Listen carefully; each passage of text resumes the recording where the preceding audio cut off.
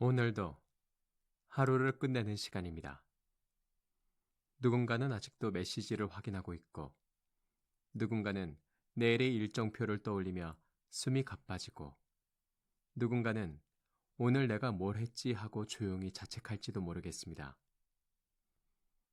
이상하게도 우리는 바쁠수록 더 불안해집니다. 그리고 불안할수록 더 많은 걸 붙잡으려 합니다. 이것도 해야 해. 저것도 놓치면 안 돼. 지금 아니면 기회가 사라질지도 몰라. 그런데 정말 그럴까요? 오늘 밤 함께 읽을 이야기는 바쁜 사람에게만 필요한 철학입니다. 바쁨이 미덕처럼 굳어버린 시대에 덜어내는 기술을 말하는 책. 그렉 맥커운의 에센셜리즘입니다. 이 책의 문장은 아주 단순합니다. 더 적게, 그러나 더 좋게. 에센셜리즘은 삶을 더 꽉 채우는 방법이 아니라 삶을 더 정확하게 고르는 방법입니다. 오늘 낭독을 들으며 지금 붙잡고 있는 것들 중 하나쯤은 조용히 내려놓을 수 있기를 바랍니다. 그럼 시작해 보겠습니다. 먼저 책은 비에센셜리즘이라는 상태를 보여줍니다. 에센셜리즘의 반대편이죠. 비에센셜리즘의 특징은 간단합니다. 일단 yes라고 말하고 그 다음에 어떻게든 맞추고 결국은 지쳐서 중요한 것을 놓칩니다. 여기엔 아주 흔한 장면이 있습니다. 오늘도 누군가가 부탁합니다. 이거 급한데 좀 봐줘. 잠깐만 도와줘. 이번 한 번만 같이 해주면 안 돼? 처음엔 작은 부탁처럼 보입니다. 그래서 우리는 말하죠. 네, 할게요. 그런데 그 내가 한 번, 두 번 쌓이면 어느 순간 내 하루는 내가 세운 계획이 아니라 남의 요청으로 구성됩니다. 그리고 이상한 일이 벌어집니다. 분명 하루 종일 바빴는데 하루가 끝나면 남는 게 없습니다. 나 오늘 왜 이렇게 피곤하지? 나 오늘 대체 뭘 한 거지? 이때 우리는 스스로를 탓합니다. 내가 집중력이 부족해서 그래. 내가 의지가 약해서 그래. 하지만 에센셜리즘은 말합니다. 그게 의지의 문제가 아니라 선택의 방식이라고요. 비에센셜리즘은 모든 것을 조금씩 하게 만들고 결국엔 어떤 것도 제대로 남기지 못하게 합니다. 여기서 첫 번째 핵심 문장이 나옵니다. 모든 것을 다 잘할 수는 없다. 그리고 더 중요한 말은 이것입니다. 선택하지 않으면 누군가가 대신 선택한다. 이제 그 선택권을 다시 내 손으로 가져오는 이야기를 해보겠습니다. 우리는 자주 이렇게 말합니다. 어쩔 수 없었어. 상황이 그렇게 됐어. 거절하기가 너무 어려웠어. 그런데 책은 이 문장들을 조금 다르게 번역해 봅니다. 나는 선택하지 않기로 했다. 나는 흐름에 맡기기로 했다. 나는 경계를 세우지 않기로 했다. 처음엔 불편합니다. 마치 모든 책임을 나에게 돌리는 것 같으니까요. 하지만 이 번역이 주는 장점이 있습니다. 선택권이 아직 내게 남아있다는 것. 인생에서 우리가 통제할 수 없는 것들은 분명히 있습니다. 그러나 많은 경우 우리가 통제하지 못하는 게 아니라 통제하는 것을 포기한 채 살아가고 있습니다. 여기 작은 에피소드 하나를 떠올려 봅니다. 어떤 사람은 하루를 시작할 때 가장 먼저 메신저를 엽니다. 그리고 알림을 따라가죠. 답장하고 확인하고 처리하고 다시 답장하고 그렇게 30분, 1시간이 지나고 그제서야 자기 일을 시작합니다. 그런데 그 시작 전부터 이미 내 하루의 주도권은 흔들리고 있습니다. 반대로 아주 간단한 선택 하나로 하루의 방향이 달라지기도 합니다. 예를 들어 첫 30분은 메신저를 열지 않는다. 첫 60분은 가장 중요한 일만 한다. 그 선택은 거창하지 않지만 그날의 삶을 바꿉니다. 에센셜리즘은 이런 작은 선택들을 모아 큰 방향을 만듭니다. 그럼 다음 질문으로 넘어가겠습니다. 정말 중요한 것은 어떻게 찾을까요? 에센셜리즘이 강조하는 첫 단계는 탐색입니다. 이 단계가 흥미로운 이유는 대부분의 사람들이 이 단계를 건너뛰기 때문입니다. 우리는 늘 실행부터 합니다. 더 빠르게, 더 많이, 더 효율적으로. 하지만 책은 말합니다. 정말 중요한 것을 하려면 먼저 멈춰서서 골라야 한다고요. 탐색은 시간을 낭비하는 게 아니라 시간을 절약하기 위한 선행 투자입니다. 여기서 중요한 관점이 하나 나옵니다. 중요한 것은 되게 조용하다. 급한 일은 소리가 큽니다. 알림이 울리고 재촉이 오고 마감이 다가옵니다. 그러나 중요한 일은 되게 조용하고 눈에 띄지 않고 당장 성과가 보이지 않습니다. 그래서 우리는 자꾸 중요함을 긴급함으로 착각합니다. 탐색을 위한 책이 권하는 건 의외로 단순합니다. 여백을 만드는 것. 여백이 없으면 어떤 것이 중요한지 판단할 힘도 없습니다. 여기 짧은 예시를 하나 들겠습니다. 어떤 팀이 늘 야근을 합니다. 그 팀은 열심히 일하지만 매번 마지막엔 큰 수정이 생깁니다. 왜일까요? 처음부터 목적을 합의하는 시간이 부족했기 때문입니다. 처음에 30분이 없어서 끝에 3시간이 날아갑니다. 이것이 탐색의 가치입니다. 여기서 여러분께 조용히 던져보고 싶은 질문 3가지가 있습니다. 지금 일하는 중 딱 하나만 남긴다면 무엇을 남길까? 이 일을 하지 않으면 정말로 큰일 날까? 아니면 불편한 정도일까? 이 선택은 내가 원하는 방향으로 나를 데려가는가? 이 질문들이 쌓이면 좋은 것과 최고로 중요한 것이 분리되기 시작합니다. 그리고 이제 가장 어려운 단계로 넘어갑니다. 바로 제거. 에센셜리즘에서 유명한 기준 중 하나가 있습니다. 바로 90% 룰입니다. 선택지를 10점 만점으로 봤을 때 9점 이상이 나오면 과감히 내려놓으라는 원칙입니다. 이게 너무 냉정해 보일 수 있죠.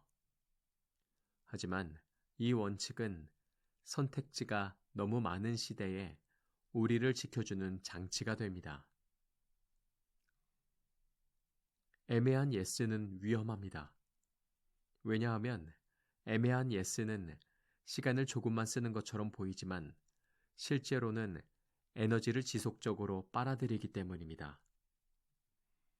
애매한 프로젝트 하나, 애매한 모임 하나, 애매한 부탁 하나. 그것들이 쌓이면 진짜 중요한 일은 항상 다음해로 밀립니다. 여기 직장 사례를 하나 붙여볼게요. 어떤 사람이 있습니다. 그 사람은 팀에서 신뢰가 높습니다. 그래서 자꾸 일이 몰립니다. 누가 아플 때도 그 사람이 대신하고, 갑자기 생긴 일도 그 사람이 처리하고, 급한 보고도 그 사람이 챙깁니다. 그 사람은 성실하고 책임감이 있습니다. 하지만 어느 순간부터 그 사람의 핵심 업무 성과는 떨어지기 시작합니다. 왜냐하면 그 사람의 하루는 핵심 업무가 아니라 남들이 던진 급한 일로 채워져 있기 때문입니다. 여기서 90% 룰이 필요해집니다. 이 일을 내가 맡는 것이 정말 핵심 목표에 9점 이상으로 기여하는가? 이 질문을 스스로에게 던질 수 있을 때 일이 줄어들기 시작합니다. 하지만 현실은 이렇게 말합니다. 거절이 어렵다. 맞습니다. 그래서 다음 챕터가 필요합니다. 거절은 많은 사람에게 성격의 문제가 됩니다. 나는 원래 거절을 못해. 나는 착한 편이라. 관계가 깨질까봐. 하지만 에센셜리즘은 말합니다. 거절은 성격이 아니라 기술이라고요.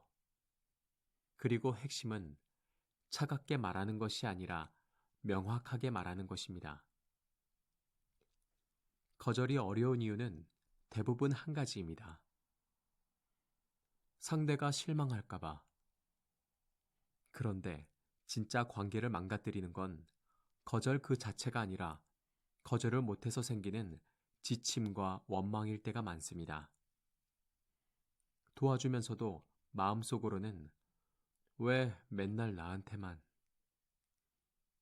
그 마음이 쌓이면 언젠가 말투가 차가워지고 관계가 손상됩니다. 그래서 책이 권하는 방식은 이렇습니다. 사람이 아니라 요청을 거절하기. 미안함이 아니라 기준으로 말하기. 대안을 제시하되 내 한도를 지키기. 예시 문장들을 읽어드릴게요. 좋은 제안인데요. 지금 제 우선순위와 맞지 않아서 어렵습니다. 이번엔 참여가 어렵습니다. 대신 언제까지 도와드릴 수 있어요.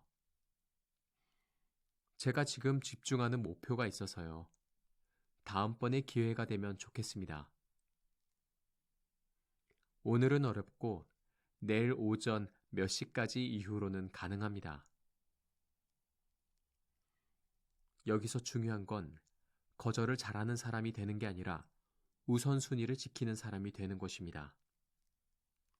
이제 제거를 더 확실하게 하는 방법이 있습니다. 바로 하지 않을 리스트. 우리는 늘 투두 리스트를 씁니다. 하지만 에센셜리즘은 반대로 못 씁니다. 당신의 not to do는 무엇인가요? 하지 않을 것을 정하면 선택이 끝납니다. 선택이 끝나면 흔들림이 줄어듭니다. 여기 예시를 몇 가지 드려볼게요. 직장, 가정, 창작에서 모두 통합니다. 메신저는 업무 시간 중 정해진 시간에만 확인한다. 목적 없는 회의는 목적과 기대 결과가 없으면 참석하지 않는다.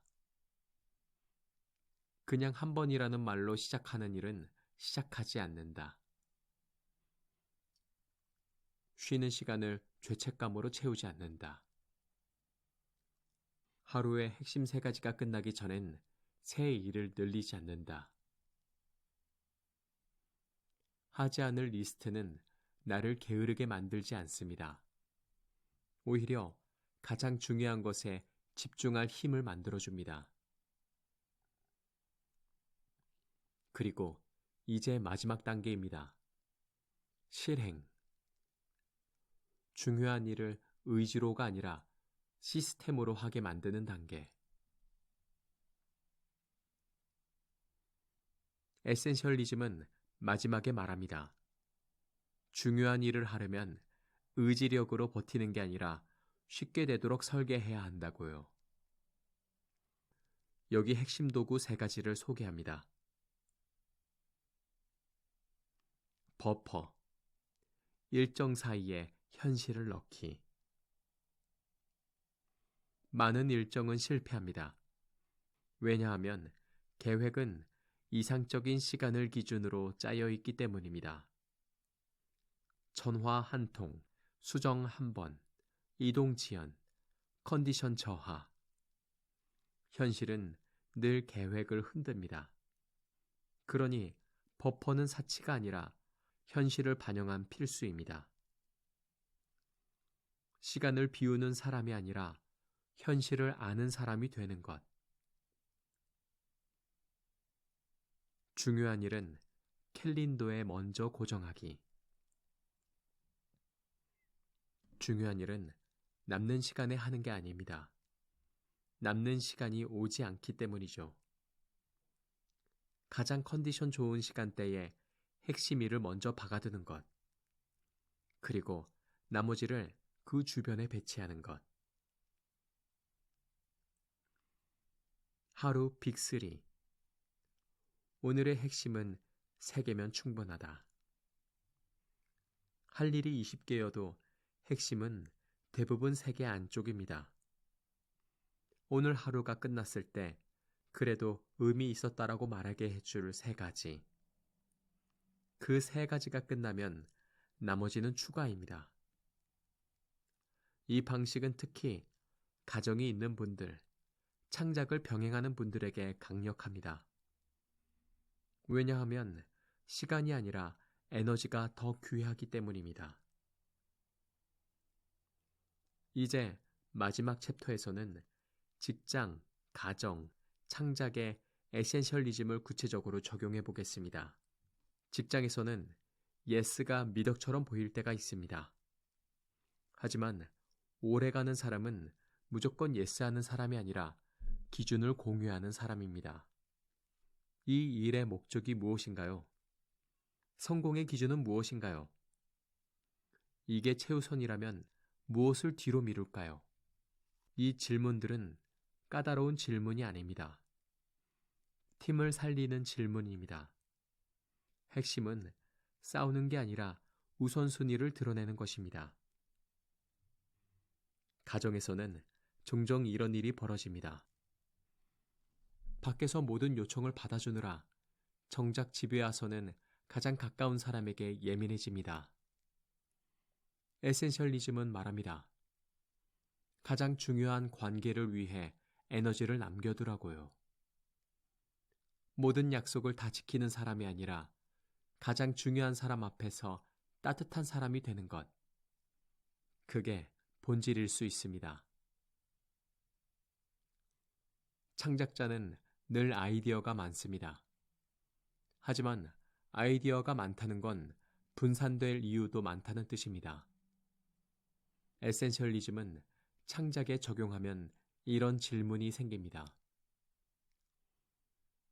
다음 달 내 채널의 본질은 무엇인가? 좋은 영상이 아니라 핵심 영상은 무엇인가? 나를 설명하는 시리즈 하나만 남긴다면 무엇인가? 많이 만드는 것도 중요하지만 방향이 남는 콘텐츠는 대개 선택과 반복에서 나옵니다. 오늘 밤 마지막으로 이 질문 하나를 남기고 싶습니다. 내일 단 하나만 진짜로 해도 된다면 무엇을 하시겠어요? 그 하나가 정해지면 나머지는 조금 덜 완벽해도 괜찮습니다. 왜냐하면 우리는 전부 다 해내는 사람이 되기 위해서가 아니라 정말 소중한 것을 놓치지 않기 위해 살고 있으니까요. 오늘 하루도 고생 많으셨습니다. 당신의 하루가 조금 더 가벼워지고 조금 더 선명해지길 바랍니다. 다음 밤에도 우리가 붙잡을 가치 있는 것들만 조용히 남겨두길 바라면서 이만 마치겠습니다. 지금까지 무엇이든 내레이션이었습니다.